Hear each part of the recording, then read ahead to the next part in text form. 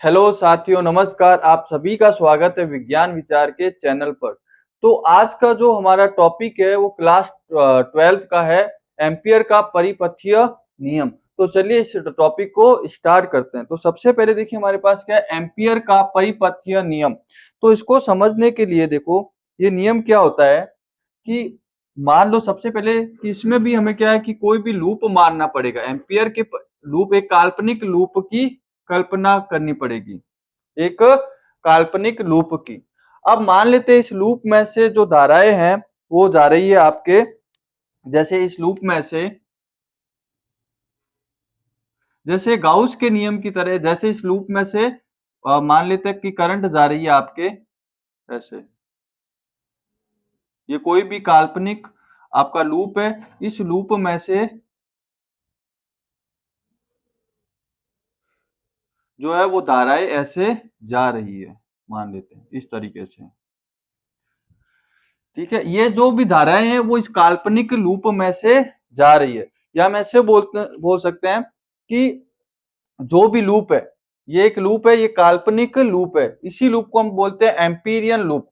और इस Amperian loop या काल्पनिक लूप में से कुछ धाराएं ऐसे जा रही। तो सबसे पहले हमें क्या करना पड़ता है, मान लेते हैं कि ये धारा I1 है, ये धारा I2 है, और ये धारा नीचे की तरफ I3 है, और ये I4 है धारा।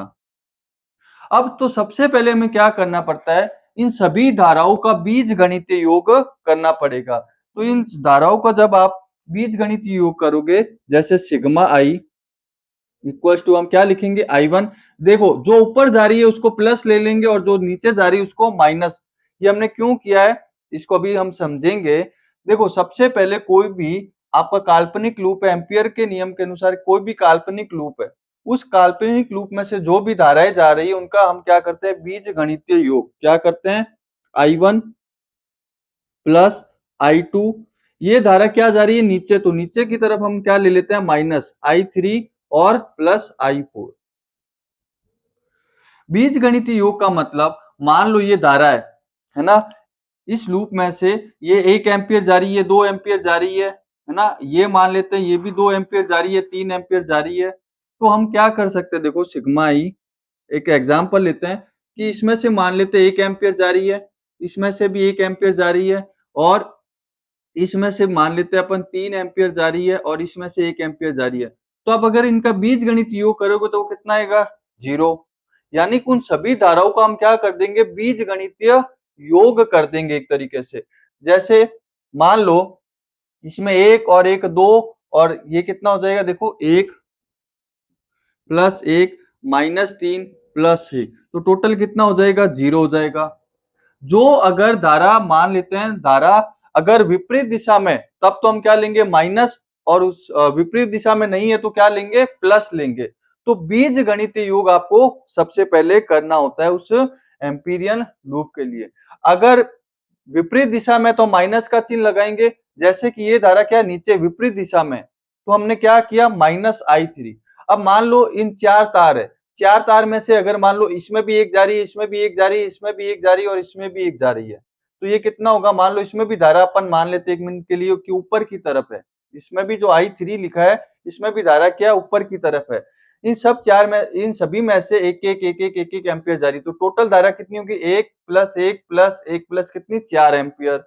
अगर मान लो जैसे हमने अभी इसमें ये उदाहरण लिया था कि पहले वाले में से कितनी जा रही है, 1 एम्पियर, दूसरे में से 1 एम्पियर, तो 1 प्लस 1, तीसरे में से कितनी जा रही है, 3 एम्पियर, लेकिन किधर जा रही है, नीचे की तरफ विपरीत दिशा में, तो हमने क्या लगाया, -3 एम्पियर, और इसमें +1 एम्पियर।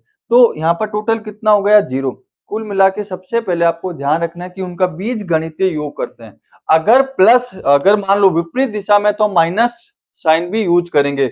अब यहाँ पर एम्पियर नियम क्या कहता है, देखो कि अगर कोई भी चुंबकीय क्षेत्र है ना, चुंबकीय क्षेत्र का रेखिक समाकलन, क्या मान लेते हैं चुंबकीय क्षेत्र का,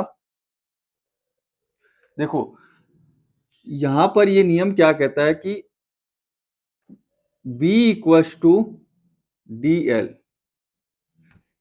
ये क्या है आपके पास, चुंबकीय क्षेत्र का रेखिक समाकलन। ये क्या है, चुंबकीय क्षेत्र का रेखिक समाकलन, इसको बोलते हैं चुंबकीय क्षेत्र का रेखिक समाकलन। रेखिक क्यों किया? क्योंकि हम इसका किसके साथ समाकलन कर रहे हैं? डीएल के साथ। किसके साथ? डीएल के कारण।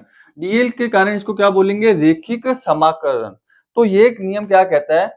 चुंबकीय क्षेत्र का जो रेखिक समाकलन है वो इस लूप में से बहने वाली या इस लूप में से गुजरने वाली सभी धाराओं का बीजगणितीय योग, इस लूप में से गुजरने वाली धाराओं का बीजगणितीय योग क्या होता है? उनका म्यू नॉट गुणा होता है। म्यू नॉट गुणा होता है। यानी कि इस चुंबकीय क्षेत्र का रेखिक समाकलन इस लूप में से गुजरने वाली धाराओं के बीजगणितीय योग का म्यू नॉट गुणा होता है। ये नियम ये कह रहा है। देखो दोबारा, यहां पर जो बी डी एल है उसको बोलते हैं चुंबकीय क्षेत्र का रेखिक समाकलन। चुंबकीय क्षेत्र का रेखिक समाकलन क्यों बोला? क्योंकि यहाँ पर हम किसके साथ कर रहे हैं? डीएल पे। आपने फर्स्ट चैप्टर में पढ़ा होगा ना ऐसे कुछ कि ई डॉट डी ए, ये क्या था? क्षेत्रफल समाकलन। क्योंकि क्षेत्रफल के साथ कर रहे थे। इसमें क्या है? रेखिक, मतलब एक एक टुकड़े पर कर रहे हैं, एक लंबाई के साथ एक एक टुकड़े के साथ कर रहे हैं, तो ये क्या हो गया? रेखिक समाकलन। तो चुंबकीय क्षेत्र का रेखिक समाकलन और उस लूप में से इस लूप में से गुजरने वाली धाराओं के बीजगणितीय योग का म्यू नॉट गुणा होता है। ये क्या है आपके? देखो यहाँ पर जो सिग्मा आई है ये धाराओं का बीजगणितीय योग है। क्या है? धाराओं का बीजगणितीय योग। धाराओं का बीजगणितीय योग है ये, बीजगणितीय योग। ये धाराओं का क्या है? बीजगणितीय योग है। तो नियम देखो क्या बनेगा कि चुंबकीय क्षेत्र का रेखिक समाकलन, या हम ऐसे बोल सकते हैं, देखो यहाँ पर ये सर्कल लगाया ना, इसका मतलब है बंद परिपथ, है ना? किसी बंद वक्र, यहाँ पर जो लूप बना है, देखो यहाँ पर ये जो लूप है ना, ये कैसा है आपका? Amperian loop. इसको बोलते हैं एम्पीरियन लूप। एम्पीरियन लूप है ये।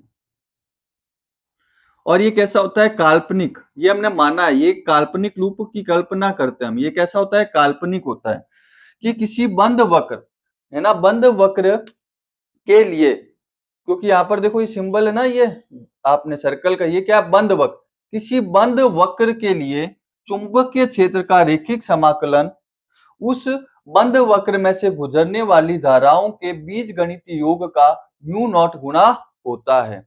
इससे आपको ये नियम याद हो जाएगा। फिर से देखो कि किसी बंद वक्र के लिए चुंबकीय क्षेत्र का रेखिक समाकलन उसमें से गुजरने वाली धाराओं के बीजगणितीय योग का म्यू नॉट गुणा होता है। म्यू नॉट यहाँ पर क्या होता है? निर्वात की चुंबकनशीलता। म्यू नॉट का मतलब क्या होता है यहाँ पर? निर्वात की चुंबकनशीलता।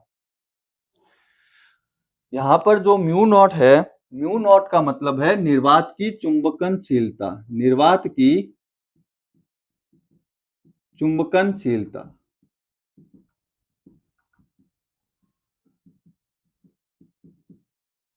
चुंबकनशीलता।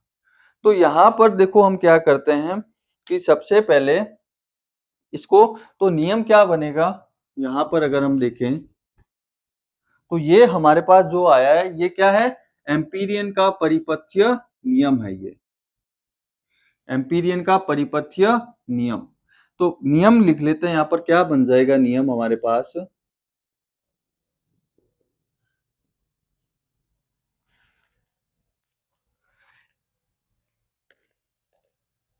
देखो इसी से बना कि किसी बंद वक्र,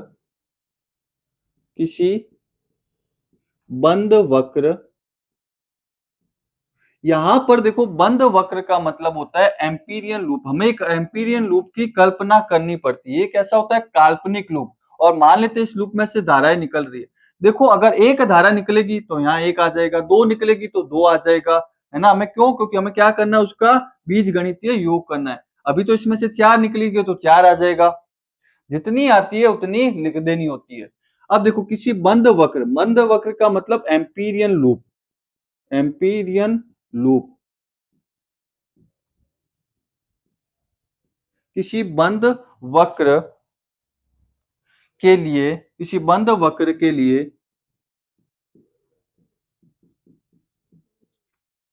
ठीक है, बंद वक्र के लिए चुंबकीय क्षेत्र का रेखिक समाकलन, इसको बोलते हैं चुंबकीय क्षेत्र का रेखिक समाकलन। किसी बंद वक्र के लिए चुंबकीय क्षेत्र का, चुंबकीय क्षेत्र का रेखिक समाकलन, समाकलन उस बंद वक्र में से, उस बंद वक्र में से गुजरने वाली धाराओं, गुजरने वाली धाराओं का, है ना, क्या धाराओं का, क्या बीजगणितीय योग, धाराओं का बीजगणितीय योग, या धाराओं के लिख लो, धाराओं के बीजगणितीय योग का, धाराओं के बीजगणितीय योग का म्यू नॉट गुणा होता है। ऐसा गाउस, आपको ये जब नियम पढ़ रहे हो तो आपको लग रहा होगा कि गाउस का नियम भी कुछ इसी तरीके से था, कुछ ऐसा ही गाउस का नियम था, तो इसको रटना नहीं है। देखो यहाँ पर हम देखो ये क्या आ जाएगा, फिर हमारे पास जो नियम आया वो क्या, B D L equal to mu naught sigma I, यही क्या है आपका एम्पीरियन का परिपथीय नियम। तो परिपथीय नियम क्या होता है, किसी बंद वक्र के लिए चुंबकीय क्षेत्र का रेखिक समाकलन, रेखिक समाकलन उस बंद वक्र में से, देखो इस बंद वक्र में से गुजरने वाली धाराओं का बीजगणितीय योग का म्यू नॉट गुना होता है, म्यू नॉट गुना होता है। तो ये नियम क्या हो गया, एम्पीरियन का परिपथीय नियम। फिर यहाँ पर हम अगला जो देखेंगे टॉपिक वो क्या है, एम्पीरियन के जो परिपथीय नियम है उसके अनुप्रयोग देखेंगे।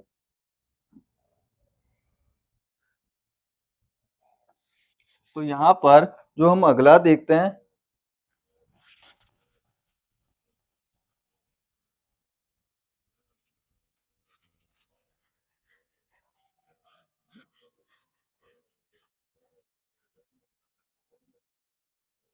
तो देखो अगला जो है हमारा एम्पीरियन नियम के अनुप्रयोग।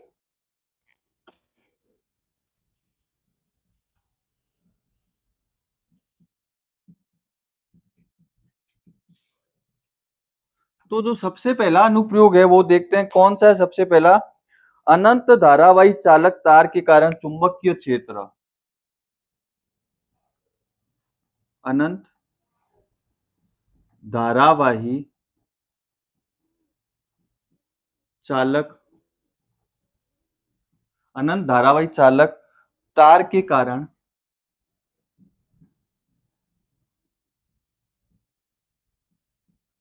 चुंबकीय क्षेत्र, पहला अनुप्रयोग हमारे पास ये है।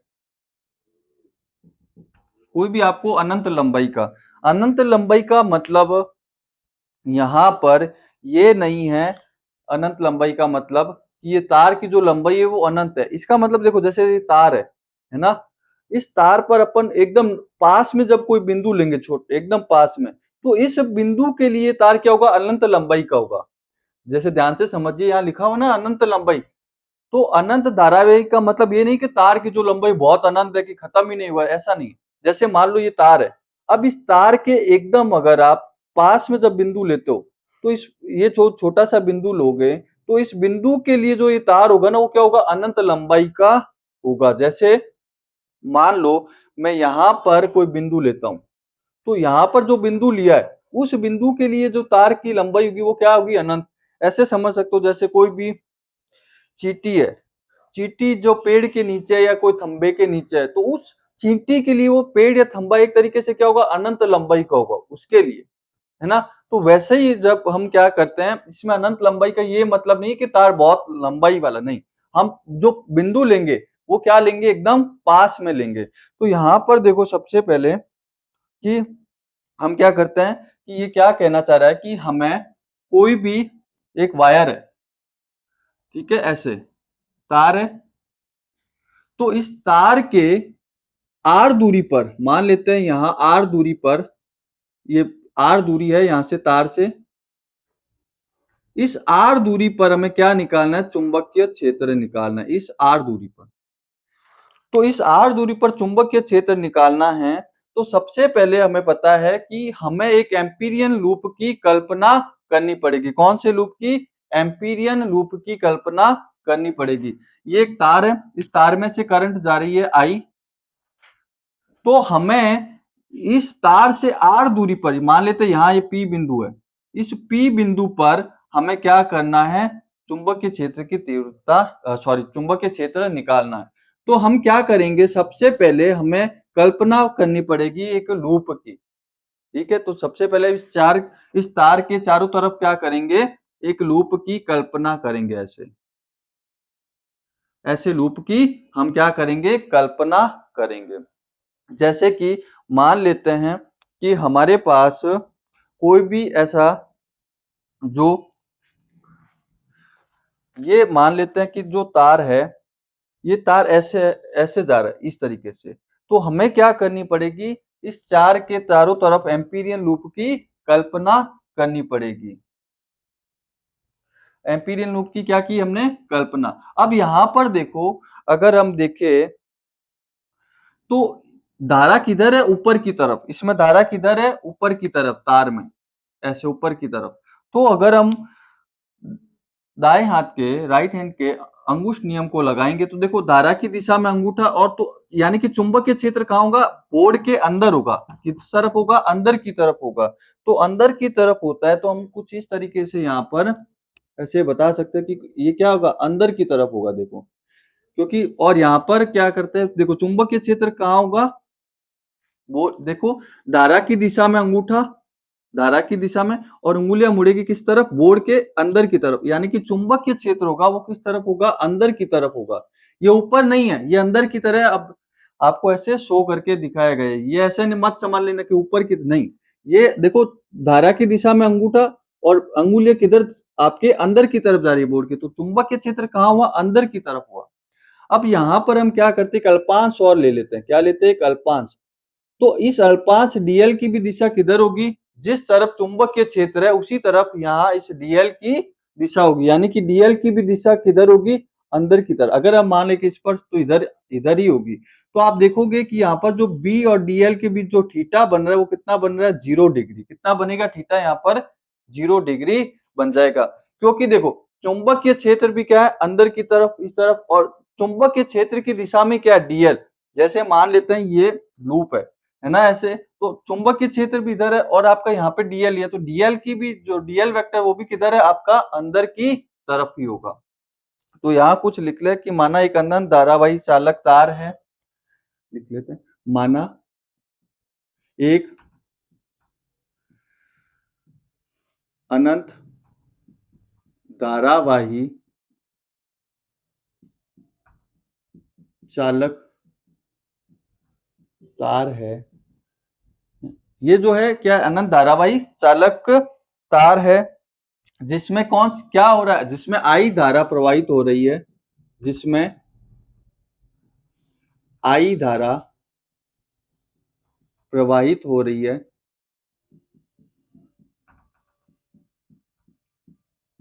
धारा क्या हो रही है, आई धारा प्रवाहित हो रही है। और हमें क्या करना है कि इस तार से आर दूरी पर चुंबकीय क्षेत्र की गणना करनी है। ये जो तार है, इस तार से आर दूरी पर, मतलब ये आर दूरी है, यहाँ पर हमें चुंबकीय क्षेत्र की गणना करनी है। इस तार से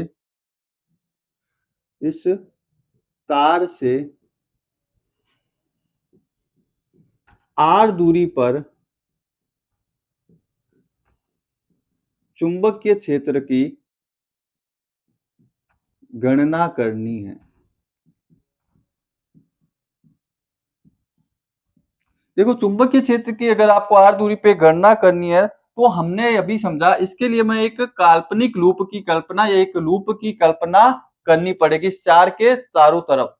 देखो कोई भी, ये तो एक है, दो तीन चार कितने भी वायर हो, अगर आपको कैलकुलेशन करना चुंबकीय क्षेत्र, तो उस चारों तार की तरफ क्या बनाना पड़ेगा, एक काल्पनिक लूप की कल्पना करनी पड़ेगी। अभी तो हमारे पास कितना, एक, तो इस तार के चारों तरफ, ये तार है, इसके चारों तरफ हम क्या करेंगे, काल्पनिक लूप की कल्पना करेंगे। तो इसके लिए हम क्या करते हैं, एक काल्पनिक लूप की कल्पना करते हैं। तो इसके लिए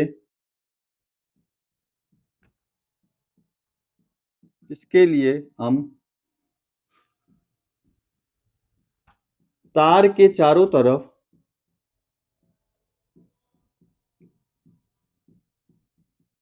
एक लूप की कल्पना करते हैं, एक लूप की कल्पना करते हैं।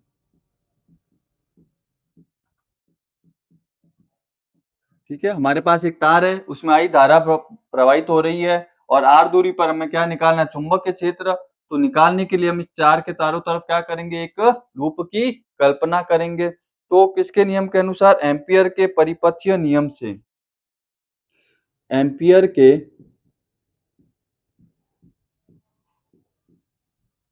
परिपथीय नियम से।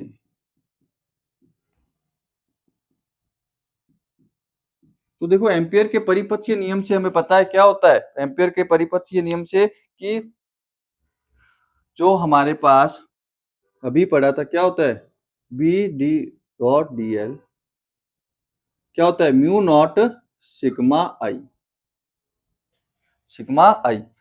अगर हम इसको और करें तो हम क्या लिख सकते हैं, इसको ऐसे लिख सकते हैं, इसको B D L cos theta, क्या लिख सकते हैं, कॉस थीटा म्यू नॉट। अब देखो सिग्मा आई, यहाँ पर आई कितनी है, एक ही है, क्योंकि एक ही वायर है, तो यहाँ पर सिर्फ सिग्मा आई की जगह क्या हो जाएगा, आई हो जाएगा। तो मैं आई लिख देता हूँ, क्यों, क्योंकि वायर क्या है, एक ही है, दो होते तो दो हो जाते, तीन होते तो तीन हो जाते, लेकिन यहाँ पर अभी एक ही वायर है, तो इसीलिए सिग्मा आई की जगह सिर्फ आई आ जाएगा, एक ही वायर है इसकी वजह से।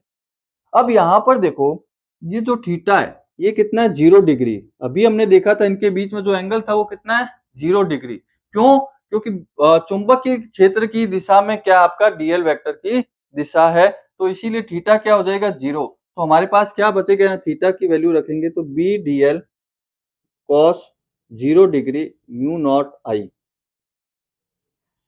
Mu naught I. अब यहाँ पर आपको ये क्या बन जाएगा, B D L equal to mu naught I. अब देखो यहाँ पर इसको आगे इधर करेंगे तो हमारे पास